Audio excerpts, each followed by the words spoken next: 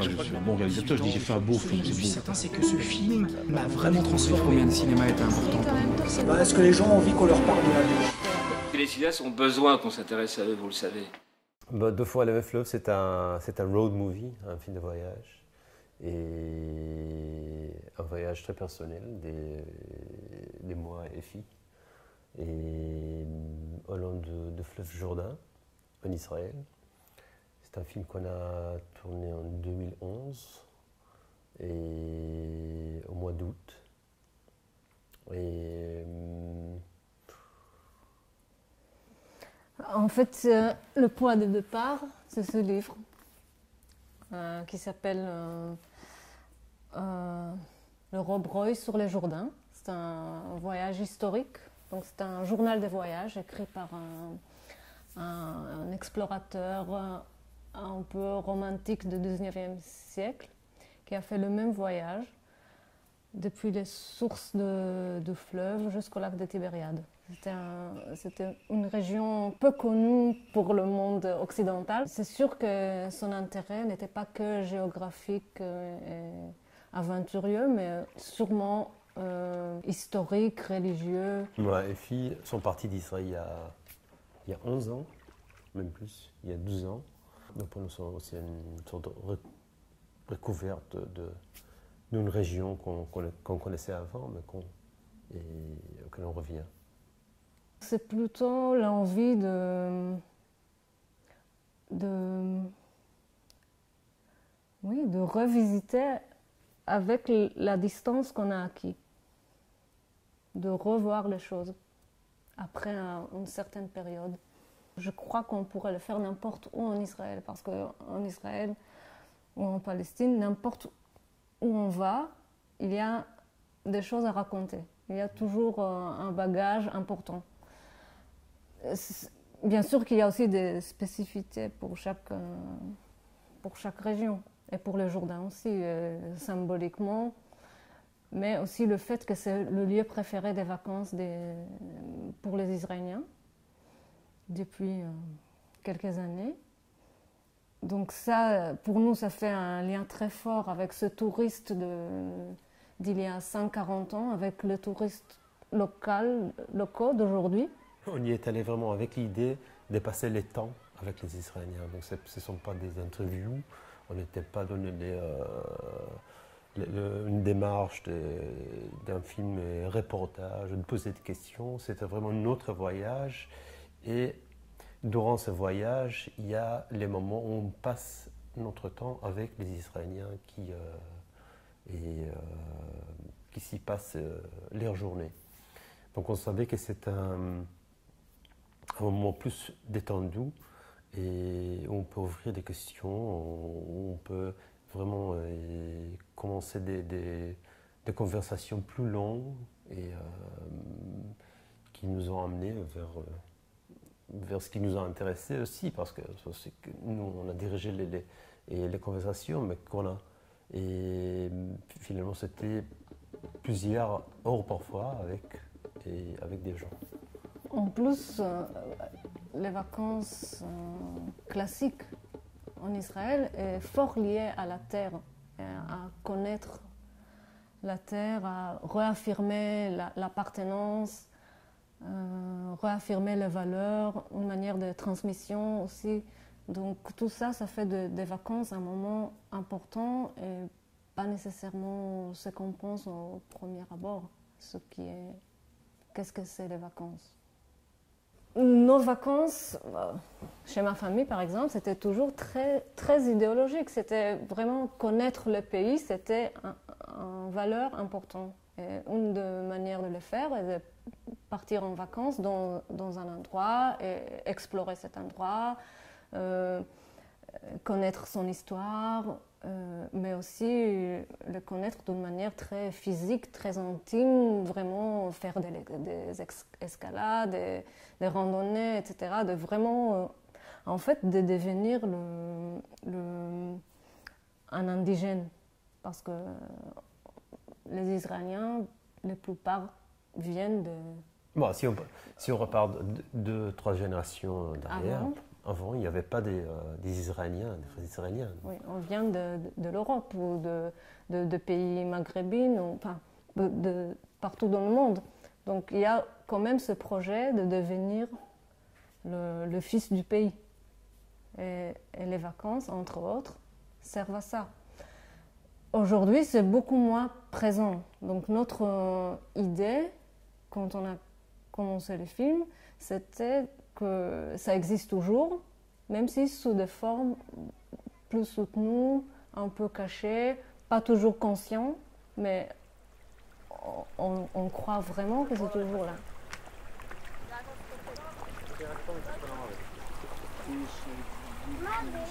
זה השמות של החיילים, אמיל אזולאי, גל מיזלס, גיל אייזן.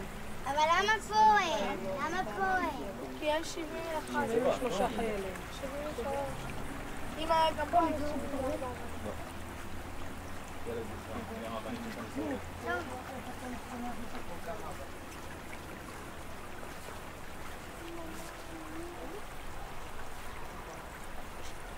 מה האבן מסמל עבורכם? את המוות, ומה המים מסמלים? את החיים, אז איך זה משתלב ביחד? שקודם הם היו חיים ועכשיו הם מתו. שיש המשכיות. שאומנם מוות זה סוף של משהו, אבל זה כל גם סוף הוא התחלה חדשה. עם כל כמה שקשה לומר את זה. ולי זה מסמל משהו אחר, לי זה מסמל, השפיכה הזאת של המים מסמלת, לי זה מיד זעק, זה נהרות של דם שנשפכו באירוע הזה. אז למה לא עשו את זה אדום? כי אני חושב שאם היו עושים את זה אדום זה היה יותר מדי צורם ובוטה. אני חושב שנתנו לך מקום למחשבה. ולא היו רואים את השמות. ולא היו רואים את השמות. Notre présence, il a posé beaucoup de questions aux Israéliens, puisque nous, on n'est pas l'extérieur, on est l'extérieur et l'intérieur en même temps. Puisqu'on parle hébreu, donc on n'est pas des Européens, on est toujours des Israéliens, mais des Israéliens qui sont entre eux, en fait, ici et là-bas. Et c'est ça qui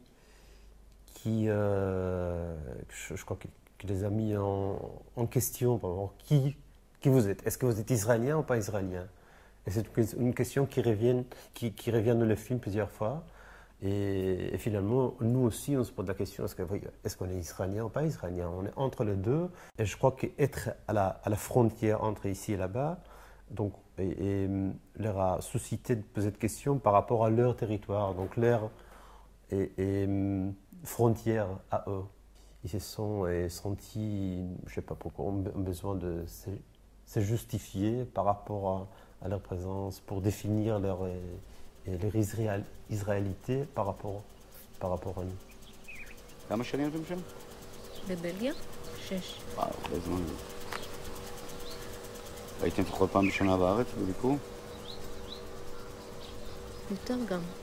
גם יותר מפעם אחת. מעולה. זה נראה לך בית שלכם? אתה? זה נראה לך הבית שלך בלגיה? בית בשבילי תמיד היה דבר זמני. אפילו אצלי בבית לא הרגשתי בבית. שזה לא איזה... ותסתכל על זה במרחב, לא רק בבית עצמו שאתה שותה קפה. לא נראה לי שאני ארגיש באיזשהו מקום בבית. כן, גם לא בישראל? עובדה ש... עובדה, אתה יכול להגיד שאני עכשיו מקצועית, נמצא במקום אחר, או נוחות, זה בסדר גמור. עצוב לשמוע את זה מה שאתה אומר. זה גם עצוב לי. אתה יודע דבר כמוהו בעניין הזה? לא, אני דווקא במרחב, אני כן מרגישה בישראל בבית.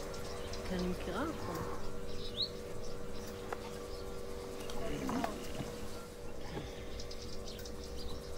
אני יום אחרי שאני נוסע, אני מתגעגע לישראל. אני נוסע כל שנה כמעט, אבל... כל שנה, לא כמעט. אני אחרי יום מתגעגע ואפילו מקצר. זה אולי חוסר ביטחון עצמי, וזה לאו דווקא מאיזה טעמים אידיאולוגיים או משהו. פה, עם כל המורכבות, ארץ מדהימה לגור. אנחנו העולם הראשון האמיתי. Nous avons notre position, nos opinions qui sont assez claires et tranchées pour nous. Mais bien sûr que ce n'est pas le but de le dire comme ça dans le film. Je pense que notre stratégie, ce qu'on a essayé de faire, c'est un peu de semer les doutes. Chaque fois quand on nous lance quelque chose comme un fait. C'était comme ça, ou ça veut dire ça, ou il faut faire ça.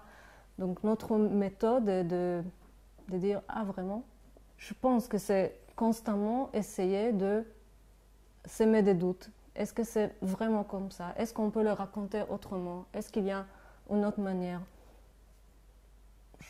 Je pense que c'est très politisé en fait.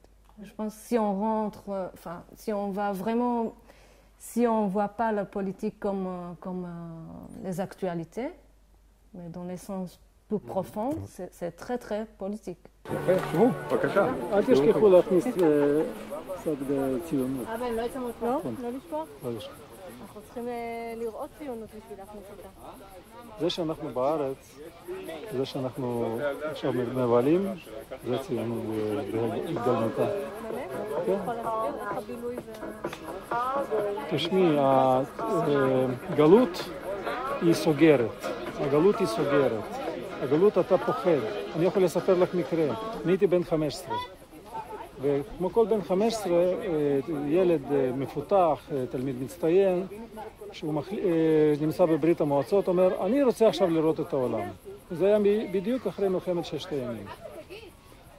ואז אמא שלי, שהייתה מאוד מפוחדת מהניצחון של היהודים, אמרה לי, אתה לא נוסע לשום מקום. זאת אומרת, הניצחון בגולה מתפרס כפחד. שאתה צריך להסתגר, שאתה צריך להישאר במקום סגור, אחרת יעונה לך משהו רע. ופה, מתי שאנחנו רוצים, מחליטים, הילדים מחליטים לנסוע, אנחנו לא פוחדים לשלוח אותם, אנחנו לא אומרים להם, זה מסוכן, אצלנו באמת מסוכן.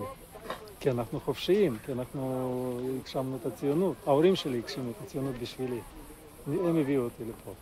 On croit vraiment que le film ne parle pas que d'Israël, même s'il prend l'Israël comme un cas naturel pour nous. Nous, on ne pourrait pas le faire ailleurs, c'est sûr.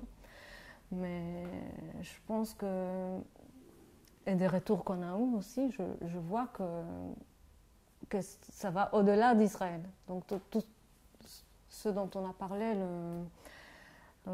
le groupe d'appartenance, des questions de est-ce qu'on fait partie de ça, est-ce qu'on peut prendre une distance, est-ce qu'on peut, malgré notre détail biographique, est-ce qu'on peut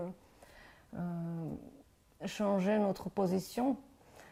Tout ça, je pense que j'espère que ça va au-delà de la question très spécifique israélienne.